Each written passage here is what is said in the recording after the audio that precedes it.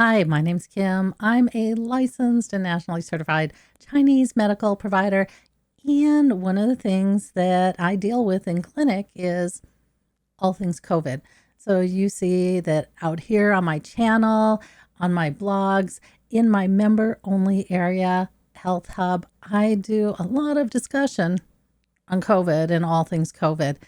One of the areas that I think Eastern medicine really excels on is that it offers a very unique delivery with medical grade herbs.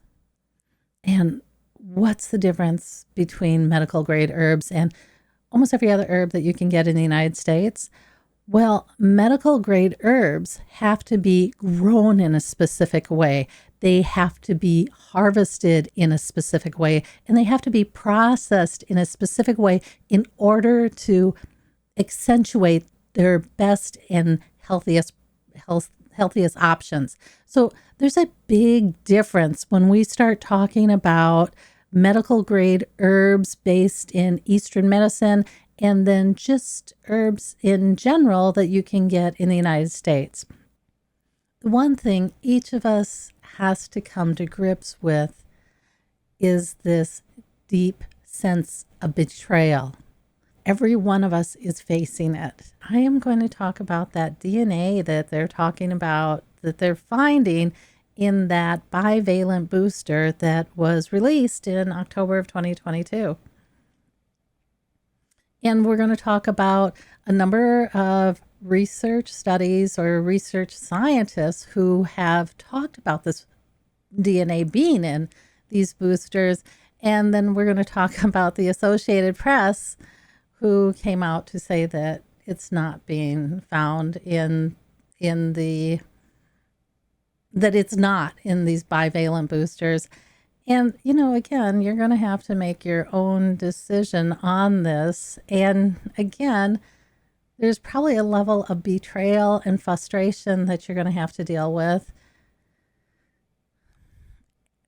And you're just going to have to make some really hard decisions about your health and what you're going to do for your health. But I'm hoping that this can help you make those decisions and make them in a better, more informed way, which is something that we didn't get initially. And it's something that we're continually not getting. But one of the key reasons why we didn't get this initially, way back in 2020, was because a lot of these people were under NDAs, so non-disclosure agreements. And when those non-disclosure agreements expired, which was after we all got injected, that's when we started learning that maybe there was something else going on here. People, right? Okay, so let's get started. We've all made it through another wild summer, right? The summer of 2023. And during this summer, what did we find? We found that for sure, COVID doesn't have a season, that it comes at any time, anywhere, and that you as an individual can get infected over and over and over again, regardless of your vaccination status. So there's one thing that I had noticed that was a little bit different this year. And this year, one of the things that changed was it was the first year that I heard people say, they didn't say I felt sick. They said, something just feels wrong. Something doesn't feel right. And they would have a lot of different symptoms, like they would have a lot of digestive issues going on, nausea, headache, just feeling off, fatigue, feeling just generally unwell. And maybe that's a very different and unique flavor of how COVID comes into our lives. And for me, I was starting to wonder, what was this change? Because when people say this feels wrong, that it doesn't feel right, they're talking about something very deep within their body. And one of the real benefits of Eastern medicine is it talks about these different levels in the body. And when something is very superficial, which used to be where all our flus were, and pneumonia, got a little bit deeper in the chi level. And then there's diseases that could get much deeper than that. And when you start talking with words like wrong and not right, you're talking about something that has gotten really deep in the body. And as I was treating people, that is one of the things that I noticed, is that it was really deep in the body. And sometimes pulling that depth up and out was complicated. So anyways, if you've watched my channel, if you've read my blogs, if you're a member of Health Hub, I have a tendency to think outside the box and to really overanalyze a situation and to hold on to information and just keep it in my pocket. And then if something shows up, I'm like, could that have anything to do with this? Well, that's what this episode's about today, because I can tell you I wasn't expecting to hear that there was DNA in the shots, and that could have an impact on our health and our long-term health. So let's go and listen to some of the people who were talking about this, who they were, what they were saying, and then again, we'll go back and look at what the Associated Press says, okay? This is Dr. Phillip Buckhaults from the University of South Carolina, and it's his testimony in front of the state Senate in South Carolina. Here he explains who he is. For those of you who don't know me, my name is Phillip Buckhaults. I have a PhD in biochemistry and molecular biology. I'm a cancer gene jock. Basically, I do cancer genomics research at the University of South Carolina, and what that means is that I'm kind of an expert on all the ways that the human genome can get futzed with during your lifetime, and which of those things cause cancer and which ones don't. Okay, so technically that means that I'm very, very skilled in the art of DNA sequencing. Okay, I can figure out the sequence of things that I didn't know what I was looking for.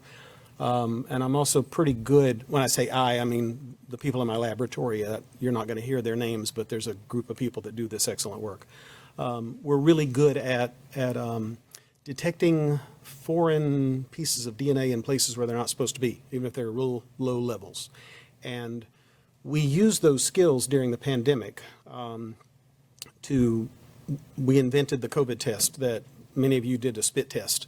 Okay, that came out of my lab. I like how he introduces himself, and just me looking at him, I can tell you he has that look going on. He has that look that he's more interested in the science than he is in power and money. He's a little bit disheveled. His hair's a little bit disheveled. He's got an open collared shirt. He has a necklace on too. And his jacket, maybe it doesn't quite fit him correctly. So he has that whole look going on that he's really much more interested in the numbers than he is in power or money. So just looking at him, I'm like, okay, looks like a science guy. The Pfizer vaccine is contaminated with plasmid DNA. It's not just mRNA. It's got bits of DNA in it. The vials of Pfizer vaccine that were given out here in Columbia, one of my colleagues was in charge of that vaccination program in the College of Pharmacy, and for reasons that I still don't understand, he kept every single vial. So he had a whole freezer full of the empty vials. Well, the empty vials have a little tiny bit in the bottom of them. He gave them all to me, and I looked at them. We had 2 batches that were given out here in Columbia, and I checked these 2 batches, and I checked them by sequencing. And I sequenced all the DNA that was in the vaccine, and I can see what's in there. And it's surprising that there's any DNA in there. I'm kind of alarmed about the possible consequences of this, both in terms of human health and biology, but you should be alarmed about the regulatory process that allowed it to get there. So this DNA, in my view, it could be causing some of the rare but serious side effects like death from cardiac arrest. There's a lot of cases now of people having suspicious death after vaccine. It's hard to prove what caused it. It's just, temporally associated. And this DNA is a plausible mechanism, okay? This DNA can and likely will integrate into the genomic DNA of cells that got transfected with the vaccine mix. This is just the way it works. We do this in the lab all the time. We take pieces of DNA, we mix them up with a lipid complex like the Pfizer vaccine is in. We pour it onto cells, and a lot of it gets into the cells, and a lot of it gets into the DNA of those cells, and it becomes a permanent fixture of the cell. It's not just a temporary thing. It is in that cell and all of its progeny from now on forevermore. Amen. And it could cause, theoretically, this is all a theoretical concern, but it's pretty reasonable based on solid molecular biology, that it could cause a sustained autoimmune attack toward that tissue. It's also a very real theoretical risk of future cancer. I think it'll be rare, but I think the risk is not zero, and it may be high enough that we ought to figure out if this is happening or not. This was all pretty new news to me because I specialize in Eastern medicine and not so much in Western medicine. So now I understand why we needed that lipid nanoparticle in order to cross the cell barrier and get that mRNA into the cell. It needed a bridge. It needed a transmission mechanism that would allow it into the gates, into the protected gates of the cell. And what we've learned in science is how we do that is through lipids. So now we have a mechanism to transfer things into the cells. And what Dr. Phillip Buckhaults talks about later on is that, when we were doing the flu vaccine, not a big deal because we did not have a method of taking whatever it was that we were doing to have it cross the cell membrane and get into the cells and change our DNA. So our flu vaccine's very different from what the new mRNA vaccines can do. Historically, our vaccines could never cross the cell barrier and get to our DNA level, and now they can. This is a part that I didn't understand at first, but him and a number of other scientists have talked and commented on how this DNA got there. The way you do RNA transcription, in vitro transcription reactions, you have to give it a DNA template, okay? And you can give it a DNA template that is just a synthetic piece of DNA that is only the instructions to make the RNA, and that's what was done for getting the emergency use authorization and the clinical trial. That's called process 1 if you look up that kind of stuff. They made a PCR product of just the bits that they wanted, and then they did the in vitro transcription, made a bunch of RNA of that. There was no plasmid DNA to contaminate the stuff that was used for the trial. But that making that PCR product doesn't scale the way that was necessary to vaccinate the whole world.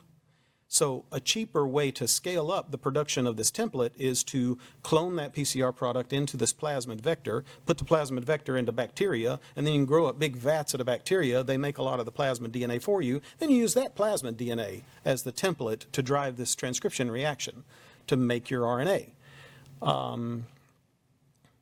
And that's how the contamination ended up in the production batches, even though it was not in the stuff that was used for the authorization trials.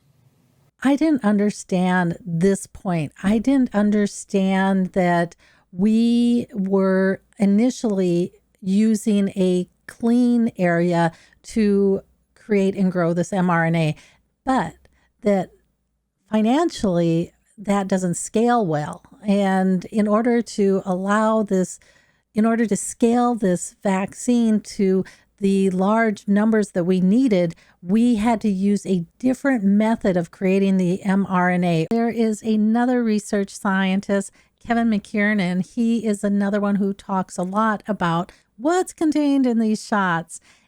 I'm not going to put his discussion here on this channel. What I am going to do is I'm going to give you a link below to this interview with him because he is really articulate. So if there's one person that you want to listen to, I would listen to him because he's very articulate and he helps clearly explain what has happened and why these DNA sequences are in this vaccine. So again, there's going to be a link below. He's on Rumble, and people use Rumble when what they're saying is being censored. So there's another scientist, Dr. Janci Lindsey, and she's another one who got up in front of South Carolina's Senate. I'm sorry this is so rushed. I just wanted to address what Dr. Buckhaults was not able to. He and I have the same degrees. I have a degree in biochemistry and molecular biology, and I'm a toxicologist and an expert witness as a profession, nationally and internationally. So I disagree with Dr. Buckhaults in that I think that this is the most dangerous platform that has ever been released on mankind. That is very easy to see in the VAERS database, where you have more deaths in just the couple months after the rollout than you have in the past 30 years for all the other vaccines combined. You would have to shrink that and go up. So there we go. So these are all the other vaccines for the past 30 years combined. And this is what happened, and this is what happened during COVID to deaths from vaccines. Do you see? We're at over 35,000 deaths. Typically, you would get no more than 200 deaths in a year for all 30 vaccine, or for all of the vaccines combined. This is the past 30 years of deaths from vaccines reported into the VAERS database. You've already heard earlier that this represents only 1 to 13% of the cases that are normally reported. This is a safety signal. This is a safety signal. This is the platform itself, okay? In the clinical trials, we saw deaths. We definitely had deaths. That was using process 1 without the contamination, okay? What may not have been clear is that the shots tested on the people in the clinical trials were vastly different than the shots tested or given to people released on the population. I'm short on time, so I'm trying to fit this in. Basically, people were given in the clinical trial a clean shot. Everybody else was given these contaminated shots. Every single vial that's been tested by every scientist around the world is contaminated with these plasmids. And some are contaminated. When Kevin McKernan first tested the vials, he found that one of the vials contained up to about 30% of the nucleic acid material was in fact DNA. So this is not some residual contamination that's carrying over. This is significant contamination. Why does that matter? Gene therapy was never brought to market, even though it's been over 40 years in development, because in the past it caused latent cancers that developed 2 to 4 years after these were given, because it caused lethal autoimmune reactions. Even when you were producing human proteins, not viral proteins, not bacterial proteins that you are displaying on the surface of your cells. Think about the logic of this.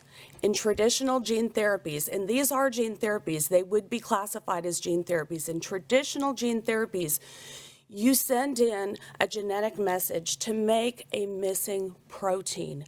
That protein is identical to the protein that should have been in your body, but you're missing. This time we're sending in a sequence and asking it to make a piece of a viral protein, and we're displaying it on our cells, and then our body is attacking it and killing those cells.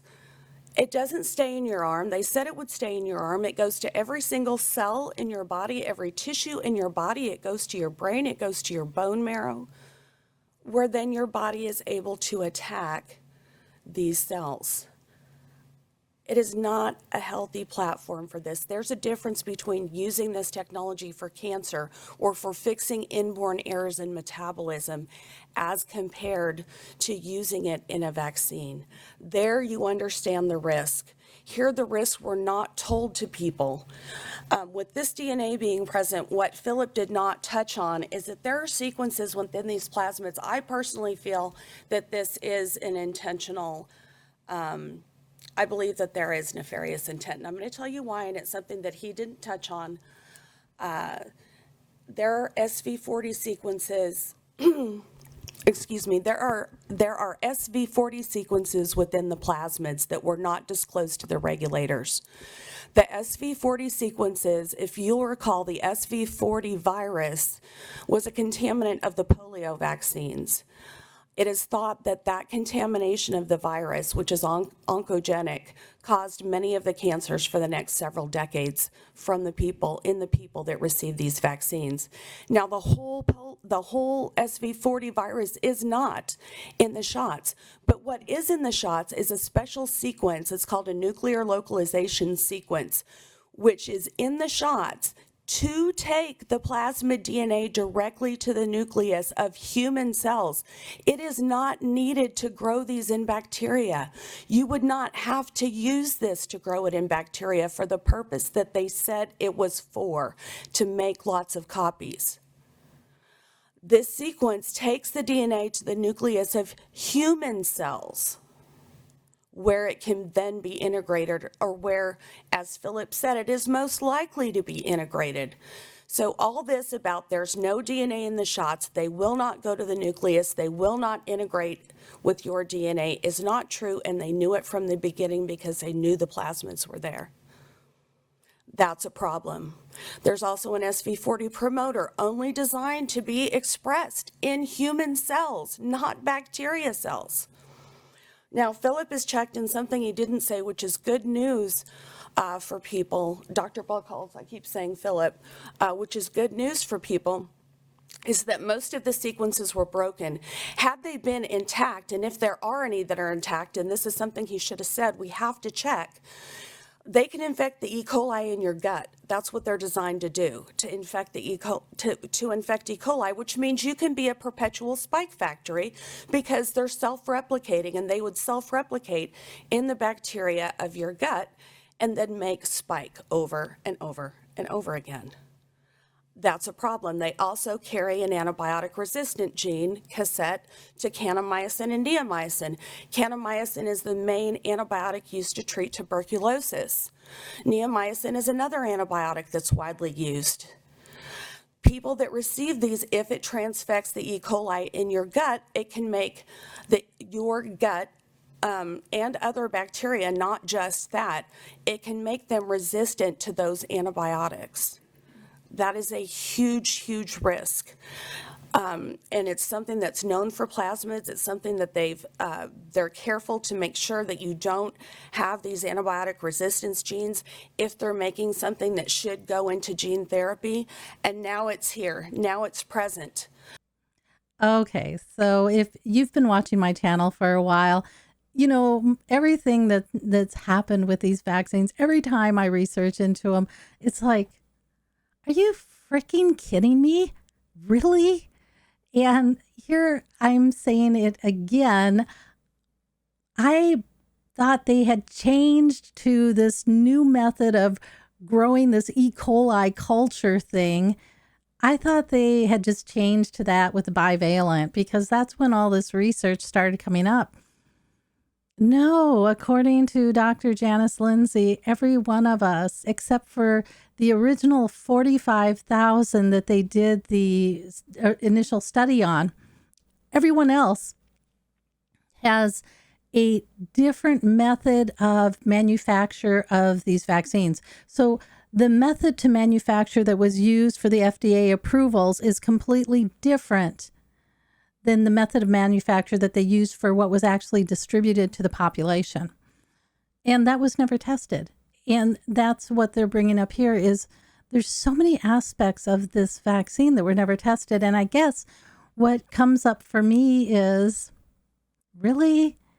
I mean, at first, when I first saw the whole DNA stuff, I thought it just started with the bivalent booster because that's when it came up, right? So to find out that no, it's been from the very start, I'm like, really, I just can't get a break with this stuff. And I'm back to that. I don't know if you watched my very long episode on a matter of public policy. That was really about trying to come to grips with the insane level of betrayal that I felt and continue to feel with what's been happening here. So the one thing that I've noticed is the key thing that stops people in my clinic, from getting help to help address their weird symptoms that have been coming up is having to come face to face with this insane amount of betrayal that we're feeling with what's gone on here. And I get it. This has been really overwhelming for me. And every time I look into this and every time I share this information with you, one of the hard parts about this is the level of betrayal. And I think we have to look at this, though, right? Because this is about us. This is about our health. This is about our life. This is about our kids. This is about our future generations. And how are we going to address this? Let's see what the Associated Press says, because I think the Associated Press should be like CNN, Bloomberg. At least I thought they were like CNN, Bloomberg, in that I thought they were pretty mainstream. They follow journalistic standards. I guess that's what I thought, is they follow journalistic standards to search for the truth. And, I'm questioning it. So here is the article that they published. Let's look at that. This is the article they published, and they published it in June of 2023. And they're saying that no monkey virus DNA was found in COVID vaccines. No monkey virus DNA was found in COVID vaccines. Okay, let's see where that goes. And again, they highlight the claim that vaccines developed for COVID-19 contain a cancer-causing virus DNA found in monkeys. Because I'm not in this science, it was really confusing to me that the AP Press actually cites the research study done by Kevin McKernan and his group as evidence for why this claim is false. You know what's interesting is I was able to find Kevin McKernan's response to this AP article. So how about if we listen to that? Public health officials and the lead researcher of a study cited in many of the social media posts say there's no monkey virus DNA in the inoculations approved by the government regulators. Some COVID-19 vaccines utilize DNA molecules derived from Simian virus 40, but that's not the same as the virus itself, and the molecules aren't cancer-causing. That's it. What's your reaction? We did put a preprint out on this, which never said that the entire virus was present in the vaccines. We said that the promoter and the enhancer and the origin was in there, along with the poly-A signal. So it seems as if the AP has erected a straw man argument where they are trying to debunk something that was never said. And so that's my first comment. My second comment, where they are trying to make claims that this is not cancer causing. Well, there are guidelines that are written by Keith Pettin at the FDA that govern how much DNA can be in a vaccine. And those are all based on DNA integration risks. So the FDA has the answer for them. They merely need to go look at Keith Pettin's work. There are limits on how much DNA can be in a vaccine precisely because of the concern over DNA integration. Now, I will add that what the AP should probably look into here is the time frame in which Keith Pettin evaluated how much DNA could be in these vaccines didn't consider that the DNA could be in a lipid nanoparticle, which would make it a lot more effective at getting into the cell. It also didn't consider if the DNA had particular sequences that might help it get to the nucleus of the cell. So there's two additional things going on that mean the DNA that's in these vaccines is more likely to get to the nucleus and integrate into the genome than the information they had at hand when they came to those regulations. Let's just look at how the AP Press, presented Kevin McKernan's work, because it was very dismissive. They made it seem like Kevin McKernan didn't think this was a problem. He thought it was a problem. He thinks it's a huge problem, and he thinks it can cause cancer. When you look at the start of it, they start out with, but that's not the same as finding the full SV40 virus in the shot. stressed McKernan. He never said that. He never said that. And he also, at the end of it, you see, they say McKernan and other experts have explained this promoter. In the case of the SV promoter, it happens to be derived from the SV40 virus. Like, that's not a problem. Because it is the SV40 virus promoter, we know a lot about it, and he thinks that's a huge problem. And so do the other scientists. The AP Press also quotes Phillip Buckhaults, the scientist that we heard at the beginning of this episode. And what they say, he says, Phillip Buckhaults says, the fear about the SV40 sequences is total nonsense. The vaccine is not going to cause cancer. There is no cancer-causing gene in the vaccine. The Pfizer vaccine is contaminated with plasmid DNA. It's not just mRNA. It's got bits of DNA in it. And it could cause, theoretically, this is all a theoretical concern, but it's pretty reasonable based on solid molecular biology, that it could cause a sustained autoimmune attack toward that tissue. It's also a very real theoretical risk of future cancer. Knowing what I know now about this, I would still have recommended it to my elderly parents, Okay. but I probably would not have given it to my daughters. And I feel like my consent was not as informed as it should have been.